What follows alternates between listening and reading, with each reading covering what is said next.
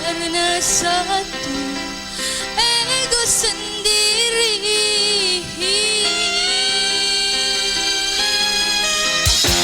Saat kita sembunyi di balik sikap dan kata, pada hati kita tak ingin saling menyakiti.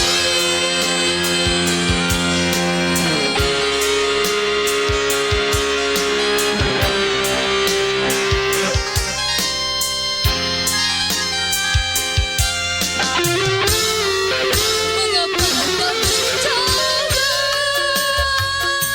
jujur pada hati kita, kasih bahwa sesungguhnya engkau dan aku takut berpisah. Seandainya saja mau sedikit mengalah, kasih pertengkaran ini tak mungkin ada selamanya.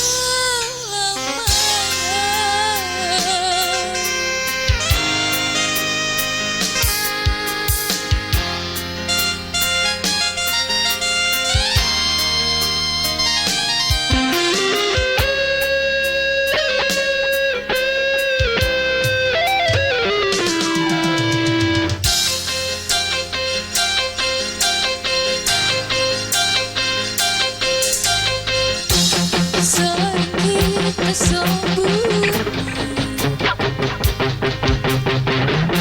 di balik sikap dan kata,